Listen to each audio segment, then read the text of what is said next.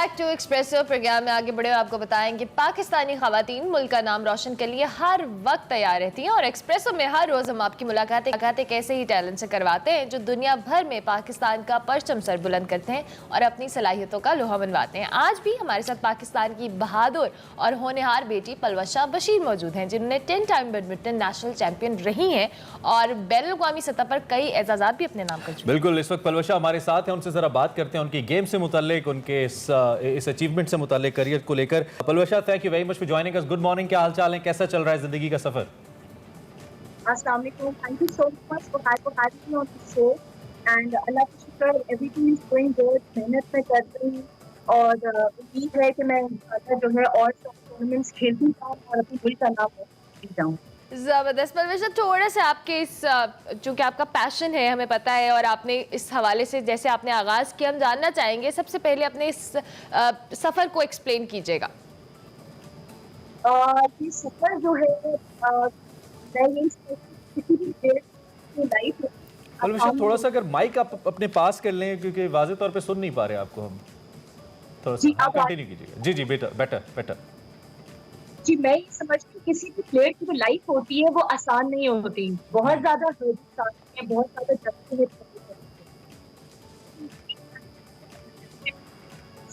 आज इस काम की वजह से, स्पोर्ट्स की वजह से अच्छा Palwasha, once again since it's live show, थोड़ा सा ऑडियो में हमें प्रॉब्लम, प्रॉपर्ली सुन नहीं पा रहे हैं आपको। थोड़ा सा इसको फिक्स करने की कोशिश करते हैं, बल्कि आप भी कीजिए। और मीनवाइल आप जिस तरह बता रही हैं कि किसी भी प्लेयर के लिए, खास तौर पे किसी भी स्पोर्ट्समैन के लिए, स्पोर्ट्सवुमेन के लिए आसान नहीं होता है।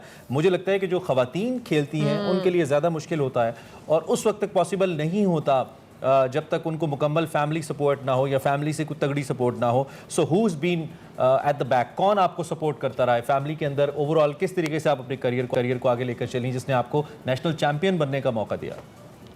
मेरे पेरेंट्स और मेरे भाइयों ने मेरा बहुत सपोर्ट दिया, बल्कि मेरा जो पहला बैडमिंटन का रैकेट था वो मेरे भाई ने ही मुझे गिफ्ट किया था। ज़बरदस्त। अच्छा पलवशा, क्योंकि बहुत चैलेंजिंग रहता है सफ़र, जिस तरह से अभी इमरान ने बात की, कुछ ऐसे चैलेंजेस भी होते हैं जब हम स्पेशली यहाँ पे पाकिस्तान में अगर स्पोर्ट्स की बात करते हैं, जितनी भी हमारी स्पोर्ट्समैन या हम खवातीन या आदमियों से बात होती है वो ये कहते हैं कुछ ना कुछ हमें सपोर्ट गवर्नमेंट की या स्टेट लेवल पे सपोर्ट उस तरह से नहीं मिलती। हम आपके हवाले से जानना चाहेंगे, जब आपने सफ़र किया या आपने नेशनल लेवल पर प्ले किया तो किस तरह से आपको सपोर्ट मिली गवर्नमेंट की जानिब से? जी, मुझे शुरुआत में तो कोई सपोर्ट नहीं मिली। मैं खुद ही सब कुछ करती थी, बल्कि अब भी मैं सब कुछ खुद ही मैनेज। मेरा department national bank of Pakistan की बहुत शुक्रगुजार की, मैं सफशा शुजा की, मैं उनकी बहुत शुक्रगुजार हूँ। उन्होंने मुझे सपोर्ट किया नेशनल बैंक ऑफ पाकिस्तान ने, और जो मैं मतलब शुरुआत से ही मैं जो चलती आ रही हूँ, मैंने अपने बल पे ही मैंने स्पॉन्सर्स इकट्ठे किए। मैं टूर्नामेंट्स बाहर खेलना चाह रही होती हूँ तो मैं बाहर जाती हूँ टूर्नामेंट्स खेलने, और मैं उम्मीद करती हूँ इंशाल्लाह मैं ज्यादा से ज्यादा टूर्नामेंट्स खेलूँ और मुल्क को टॉप 100 ऑफ द वर्ल्ड में लेकर आऊं इंशाल्लाह। अभी करंट एक तो आपकी रैंकिंग क्या है, हम ये भी जानना चाहेंगे। दूसरा ये कैसा क्या हुआ कि आप नेशनल चैंपियन नहीं रही, कोई चैंपियनशिप हारी हैं आप? और फ्यूचर के एक स्पोर्ट्समैन के लिए जब तक वो हारता नहीं है उसके अंदर जीत की लगन नहीं आती है, उसकी हार उसको पुश करती है ज़्यादा बेहतर खेलने और बेहतर जीतने के लिए। तो इस हवाले से भी हमें बताइए। जी बिल्कुल, हार ही होता है। जब इंसान हारता है तो ही वो सीखता भी है। I think losing is the first step for winning. तो काफी दफा ऐसा हुआ है कि मुझे शिकस्त हासिल हुई है इंटरनेशनल मैचेस में भी, लेकिन that's what makes me going, that's what makes me feel motivated कि अब मैंने इससे ज्यादा परफॉर्म करना है। यूएई ओपन था और वहां पे मुझे इंडिया की लड़की ने हराया था एक दफा, और वो भी मुझे फाइनल में हराया था, और मैं बहुत ज्यादा अफसरदा थी क्योंकि मैं यूएई की चैंपियन बनना चाहती थी और मैं बहुत ज्यादा उस दिन डिसहार्ट हुई थी। लेकिन मैंने जब अगली चैंपियनशिप हुई थी, अगले साल हुई थी यूएई में, तो मेरा सेमीफाइनल उसी लड़की के साथ आया था, और मैं माशाल्लाह अल्हम्दुलिल्लाह मैंने जिस कॉन्फिडेंस से खेला था, मेरे कोच भी बहुत ज्यादा मुतमईन थे और मैंने उनको स्ट्रेट गेम्स में हराया था, और वो इंडिया की ही लड़की थी। तो मेरे लिए वो बहुत ज्यादा फख्र की बात थी कि मैंने उनको ये कहा भी था, मैंने कहा अगली दफा इंशाल्लाह ये रिजल्ट नहीं होगा। तो we are very good friends of the court as well.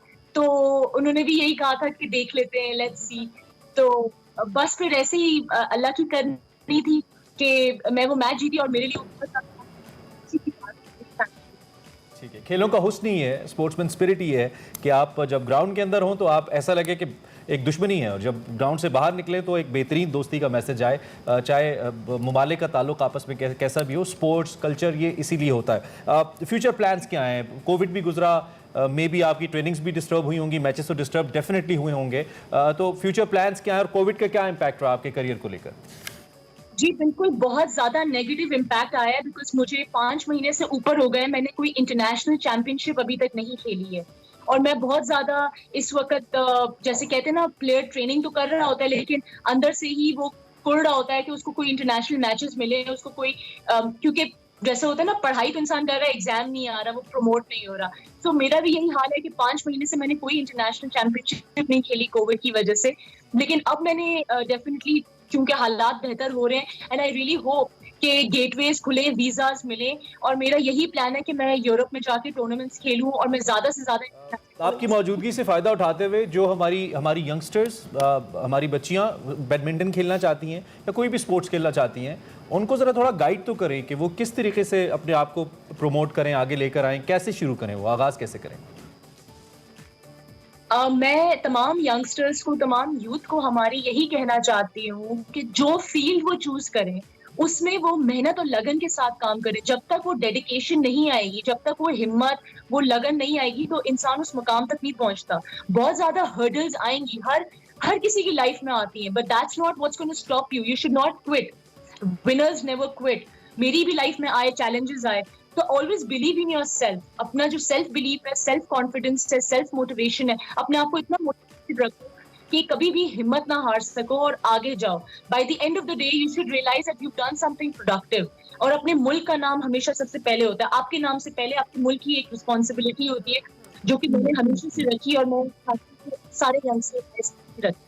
What a great message. Thank you so much, Palwasha. We wish you a very best of luck. We are so proud of you कि आप पाकिस्तान समेत दुनिया भर में पाकिस्तान का नाम रोशन करिए। बहुत अच्छा लगा आपसे बात करके, और आपको फ्यूचर के वेंचर्स के लिए बहुत बहुत बेस्ट ऑफ लक और गुड विशेस। और इस पूरी गुफ्तगू के दौरान जो सबसे अच्छी बात थी, उन्होंने कहा कि मेरे भाई ने पहला रैकेट मुझे खुद ला के दिया।